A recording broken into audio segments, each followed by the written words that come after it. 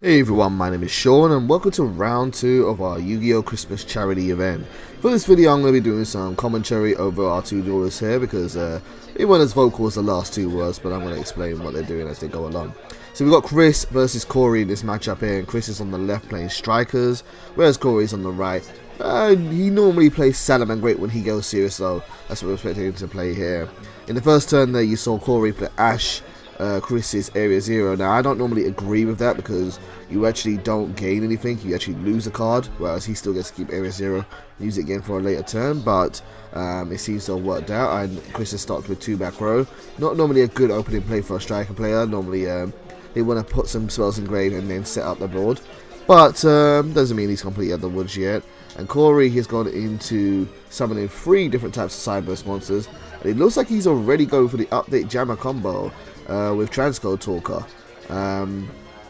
Yeah, I guess that's it, and if this goes through, that's full damage, and I think that's gone through. I think Chris is working out how to do it, unless he's got a card here. No, they're packing it up and the game is over. Wow, Corey taking it in turn 1 with update Transcode combo just like that. I really wonder what Chris had set there. He did no interactions whatsoever. Could have been there, could be only one. He would have used that earlier. Widow Anchor would have really helped in that situation. Maybe it was a Widow Anchor because he had nothing to negate because Transcode. Well, actually no, he could have negated Transcode. I have no idea what that was, but that was a very, very quick win by Corey. Young Corey is one of our youngest players at the locals. He is only about 12, maybe 13. I'm gonna say 12 years old, and he basically got into the game earlier this year. And we've seen a lot of kids come and go through our locals. They come in, they want to play the game, but they don't really stick with it. 1, the game can be expensive, and 2, it's not the easiest game to learn. Games like Pokemon TCG are actually a lot easier, more child friendly than things like Yu-Gi-Oh is. But he is stuck with it. He loves the game, and he's done really well in my eyes, for, particularly for like a first year turn of play. So we're all very proud of Corey. Chris, on the other hand, Chris is a much more experienced player. He's been playing for several years now, longer than I have, and he really loves his striker. No matter what the format brings, no matter whether they limit Hornet drones, if they limit Kagari, if they limit Widow Anchor, it doesn't matter, he still rocks strikers. And even though, yeah, I would agree, strikers are a lot weaker than they used to be, particularly with only the 1 Widow Anchor, he still finds a way to persevere and just to do his best to make it work. And I believe right now, Chris is the top of our ladder board, so it definitely pays off for him, it definitely works out. So we're in round 2 here, and in round 2, continuing on the game, we're into a full good couple of moves here now. Corey has just summoned out Heat Leo, and it looks like he's using Heat Leo to spin back a card. He shows on the face down card again, which I don't necessarily know if I agree with. I would have gone for multi-roll personally, because that's really one of Striker's main engines. I guess shuffling in multi-roll doesn't do too much, but he decides to go for the face down threat instead. He's reincarnated with Heat Leo, and he's going to go for another spell and trap. Lost Wind was used earlier on, which was to great effect. Lost Wind has actually become a really good card to use in trap-based strikers because of his natural recursion effect. And it looks like he's now looking to get some value out of the Shark Cannon, but no, I don't think he could, so he's just checking the grave. And now Corey sets 1, and he's just checked Chris's grave, and I think he's about to pass turn. No, he's using Spinny to boost his Heat Leo's attack and attack into Shizuku, and that's going to do a bit of damage. Chris will take that. Does Chris have Ray in grave? We'll soon find out. Yes, he does. He has Ray in grave, and that means he's going to be able to use Ray's effect to link summon or to do an effect summon into another Shizuku for this turn, which will get him a search. If he hasn't got an engage in the grave, that will be really good. That will set him up quite nicely. And yeah, I think that's exactly what he's going to do. No, he's going to go for Widow Anchor. No, okay, he's going to go back into the deck. Engage, yeah, he's definitely going to go for engage. That's the smart play in my opinion. If he can get 1 more spell into grave, I think he's only got 2 at the time being, then he should find an easy way to really get the value of Engage. Engage being such a strong card, it's really just pot of greed on crack. If anyone's played Strikers or seen Strikers in the last year or so, how could you not? It's the most dominant deck for at least as long as I've been trying to play this game in real life. And the card Engage, Striker Engage, is just such a good card. It's what Jacob was also using in round 1 for his Orca, so he's playing Orca Striker. And the card alone gives you so much value. If it left unchecked, it just really just pays off in dividends. It literally just doubles your how much value you get out of the card as soon as you get 3 spells in him. And so here goes Chris. He's digging through his deck for a card. More than likely going to go for that Shark Cannon there. Shark Cannon being not nearly as good as Widow Anchor, but a very good option nonetheless for graveyard control. He's playing another Engage. This is the Chris special. Multiple engages, nothing you can do to stop it. Just keeps on searching, keeps on getting value, and just keeps on expanding his hand. A 3rd engage. Oh my god, really, Chris? Really? There goes the jamming waves, and he is looking ready to break boards right now. Unless Corey has an Imperial Order or something, there's gonna be very little he can do to stop Chris dominating this deck game right now. So Chris uses Shark Cannon to banish the Balinks, it seems, giving him enough spells engraved. Then he hits the face down and destroys the Heat Leo. I don't know what the face down card was, but don't think it mattered much. Now he's going to probably... You're not going to play Afterburners, are you? Are you going to play Afterburners? Yeah, he's going to play Afterburners on his own Shizuku and destroy Will. I guess he really just doesn't... Maybe he doesn't think he can win this turn, but or maybe he just doesn't need the Shizuku and there's no value for it.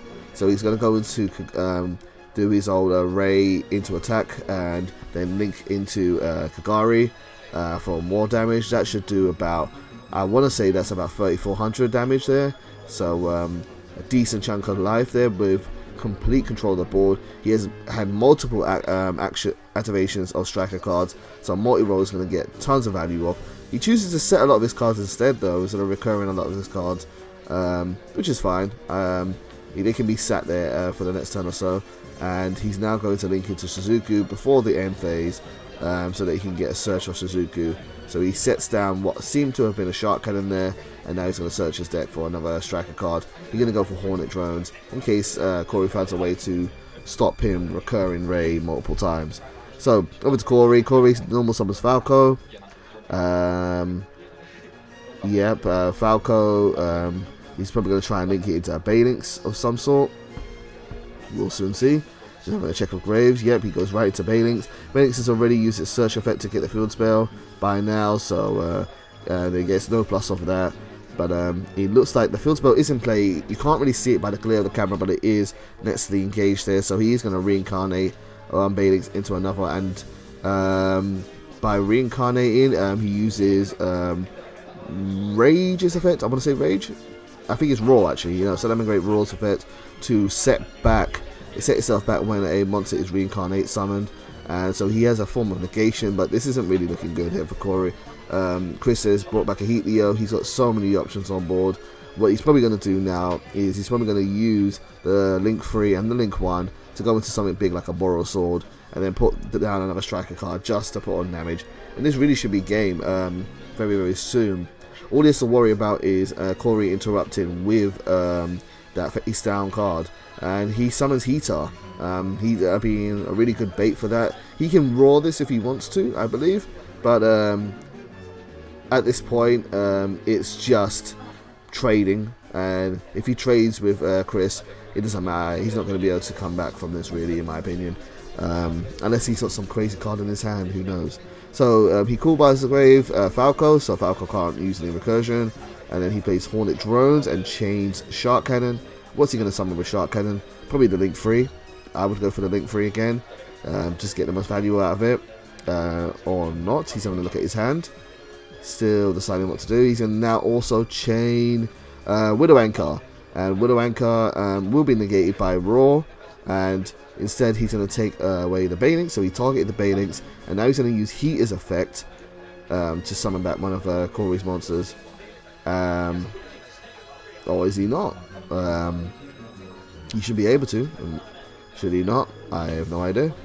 But he has one Link 1. Yeah, he does use it. uses Heater to summon back Heatleo. So he has a Link 2, a Link 1, a token, which can be made into a striker Link anytime. And he can get into, this is going to be a Link 4, yep, there's the Boral Sword. He plays Vader on Boral Sword. Sure, that's actually kind of nice. It will maybe save him a turn. So he's going to attack. Boral Sword will not get the effect in order to do double attack this turn. Or do the extra damage. So Corey has protected himself a little bit. But then Corey scoops it up knowing that there's nothing really he can do to come back in the following turn. Because Chris is just way too far ahead in terms of game state. So into round 3 right now, we have Corey starting to go first. He normal summons Falco, special summons into Baylinks, and Baylinks gets the field spell search. And then we discard Spinny. Spinny uses the recursion effect, and then he uses Falco's effect to recur Spinny back to hand. That I don't think is necessarily a legal play. I think Spinny is supposed to be banished, so Falco actually can't summon itself back, but Chris has let it go through. So Sunlight Wolf is now on board, and we have 1 card face down. Probably a Rage, I would guess, but not the strongest hand. Chris now plays Mind Control, and Corey uses a Salamangreat Raw. Am I crazy? Isn't Raw only when is it when a Link monster's on the field, or when a reincarnated Link? It must be when a Link monster, a Salamangreat Link monster's on the field. So he negated Mind Control, which is nice. Gets to keep his Wolf, but Wolf is not going to be able to do anything now. Oh, there's no real threat of Corey trying to stun Chris for a turn.